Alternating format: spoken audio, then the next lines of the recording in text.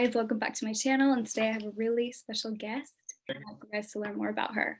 Hi guys, I'm Cydney. I've been in the fashion modeling industry for about 6 years now, and I came on here just to talk a little bit about that.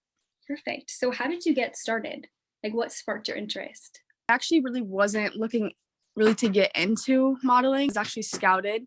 I was scouted by a talent rep, like a scouting agent from a agency in Tampa. It was a smaller agency. They were my mother agency for quite a bit. And I was 14 when that happened, and I'm going to be 21 really soon. So almost 7 years now. And it was a really good agency. They were really good with development and stuff like that. You know, they had like runway classes and everything. So I really learned a lot through them. And then I ended up getting signed with bigger agencies later on, like MMG and Bailey's Entertainment Group and stuff like that, which helped me get bigger jobs and stuff. So it was really nice. What was it like in the industry at such a young age? I was actually the youngest person by management. So I was kind of treated like a baby. Everybody was really protective and really looked out for me. It was weird because I had to travel a lot. So I missed a lot of school.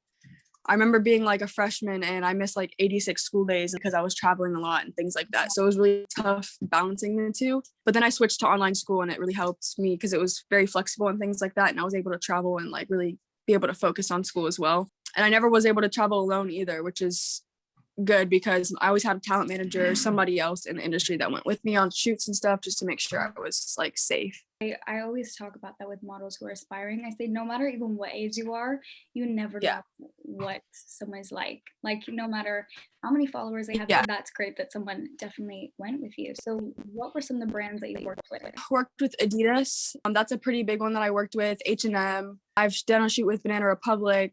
Those are just some of the major ones. I do a lot of like brand collabs on Instagram and stuff like that with some sunglass companies. Australia, which is pretty big. Probably the biggest ones are just Adidas and H&M. Banana Republic too is pretty big. What were those shoots? The Adidas one was really cool. It was in like a dark alleyway type of thing, and we found this white wall there, and some of the other shots were pretty, I think, way more cooler than the one that they picked because it was kind of basic, but there was like a lot of graffiti and stuff, and then we found the white wall and then we shot in front of the white wall. But it was a very cool experience. A lot of the people on set were German, so they didn't really speak English, so it was kind of cool to like work around that barrier. And there was somebody translating everything, and it was pretty cool. But learning about different cultures is always pretty cool too. I think honestly one of the best things about like being at photo shoots and working in the industry is like meeting all the different people. Like you never know who you're gonna meet. Where was the shoot? Was it in Germany? Yeah, Berlin. Wow, that's awesome. Yeah, that's so much. Yep, I was 17, so it was like 3 years ago when I did that one. That's awesome. Isn't it like the most insane feeling when you fly somewhere to do a shoot or just walk a runway or something like that? Like it's so I don't know, it's crazy that you're like, wow, this is my job. It's insane. Yeah, I honestly never thought, like I said, I wasn't looking to become a model or never really had like any interest in it. It kind of just happened for me. So like looking back and like looking where I'm at now, it's like, wow, like I've accomplished a lot. And it's cool because you never know what you can accomplish until you've done it. What does your mother agency, how do they help you with things? When they contacted you, they didn't ask for any payment or anything? Because that's something that I always tell people, like you need to be careful with stuff like that. So what was that like? They didn't ask for any payment or anything other than I did my like initial photos for the agency, like the headshots and stuff like that. I paid if I wanted to have those like sent to me and everything. Other than that, I didn't have to pay anything, and they were really good with like developing me into the model I am now. They basically taught me like runway skills, like how to go out on castings, like what to look out for. They just basically teach you like everything you really need to know, which was really helpful because I was 14 when I first started and I knew nothing about the industry. And, you know, it was really helpful to actually be able to learn these things. And then when I started going out to castings, a lot of everything basically came in handy because I already knew what to expect based on what I was taught. But when did your social media really start to take off? It was, I think 2 years ago, I hit 10K. Honestly, don't know how that even happened. It was around the time that we were on that reality show or whatever. It was literally, I think it was like 2019, I believe, but I hit 10K, and after that, I just kind of blew up from there. I started getting a lot of shout outs and stuff like that from other people, and just, I mean, meeting new people in general, I think helps grow your account, networking, you know, going to New York Fashion Week and going to events and big, you know, like just big events where there's other people in the industry that you can meet and like network with helps build your following, because you're going to be connecting with those people and then their followers start following you. You know, it's just kind of like a cycle. Right. Have you experienced any hate on social media, especially growing, and even in this industry, I feel like it's just people are always criticizing, Yeah. So I get a lot of like hate DMs, but I try not to answer my DMs because I get so many now. I used to have like a lot of people like commenting like hateful things on my Instagram and stuff like that too, but I kind of like just ignore it now. It used to be like kind of more like established in where I want to be in life and things like that. It doesn't matter what other people think. Everyone I think receives hate, but it's just how you deal with it that matters. I always say if you want to get into this industry, like you need to be prepared, because if you can't like handle it, it's gonna affect you and not want to model, because honestly, especially when people see you succeeding, like when people see you doing well, they're like, oh, I'm gonna right down by saying this. But if you look at it as like, people are hating on me because I'm doing something, and if I wasn't doing something great, I feel like people hate on people who do great things. And sometimes when people hate on me, I'm like, I'm doing something right then, because they won't have anything to say otherwise, So I think I agree. It is how you take it. And if you can handle it, at the end of the day, you have a job. So what do you care? Yeah, exactly. With shoots, so you do freelance now, correct? Freelance stuff? I have a management, but everything else I'm not signed with like an agency or anything like that. So it is pretty freelance at the moment. Yeah. What do you prefer? Do you prefer being signed, freelance? I think starting out, it's good to be signed just because they already have those connections with like other brands and stuff where they can be able to send you out to direct castings and things like that. I'm kind of vibing with the freelance. I still have a manager though who does get me like brand deals and things like that I do have to pay commission to, but I'm not having to pay like an agency commission on top of that, which is really nice because I used to have to pay both. I definitely like the freelance better.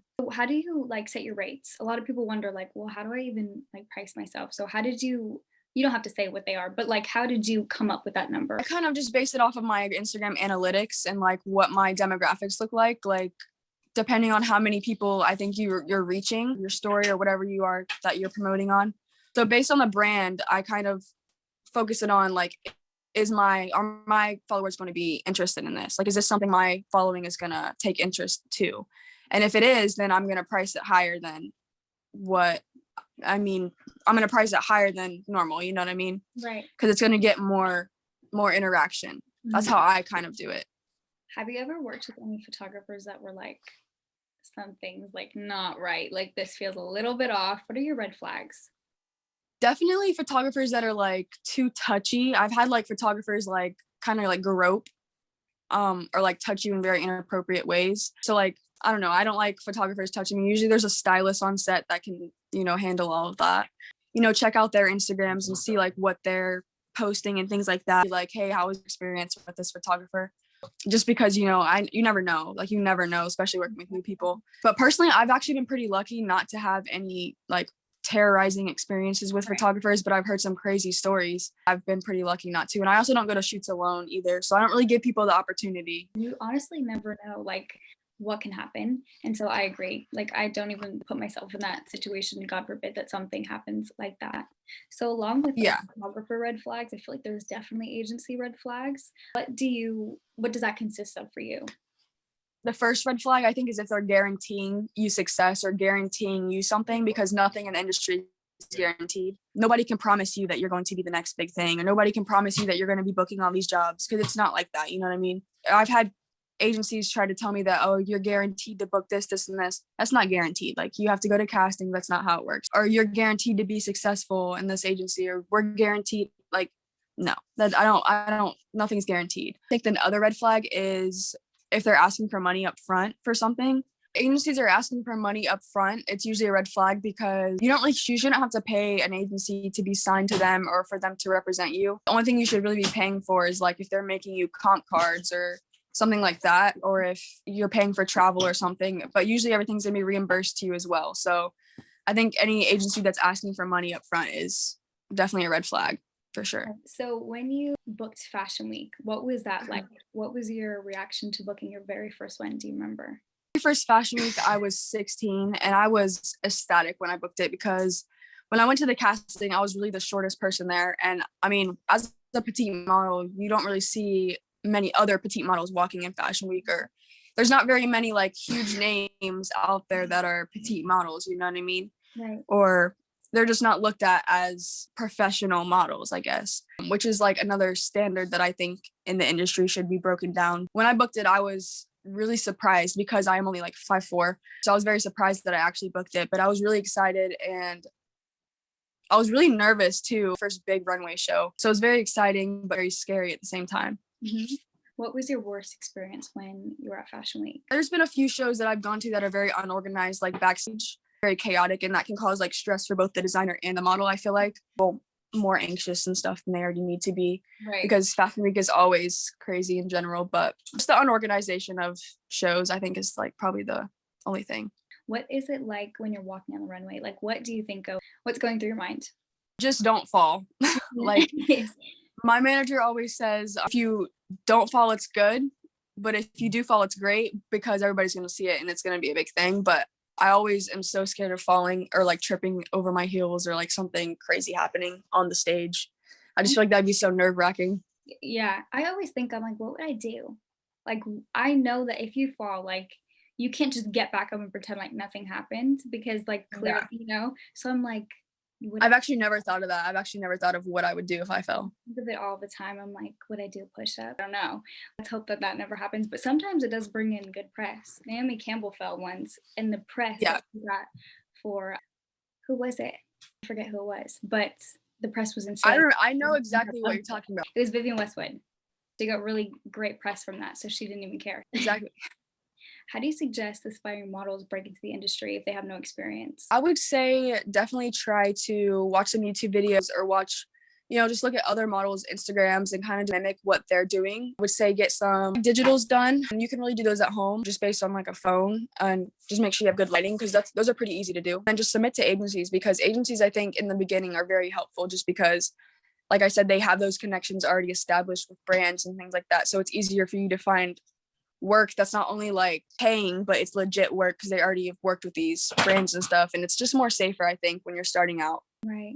I agree because they like keep tabs on these people and brands and photographers and they're like, no, Right. this one's not okay. I agree. If you think someone, let's say, for example, petite models, really difficult time getting signed. So if they were to go the freelance route, how should they go about that? Social media, because social media is really huge right now. One thing my manager was actually telling me about is Instagram Reels and TikToks. Like those are so big right now. And I haven't made any because I just don't have the time or like creativity right now to try to come up with making new videos and things like that. But I think social media is very powerful for like getting your name out there and just being seen by people you're not always going to be seen by because social media is international. I think social media is just a good tool to start networking with the people in the industry. And where can everyone find you? You guys can follow me on Instagram at Cydney.Makara. Perfect. Thank you so much.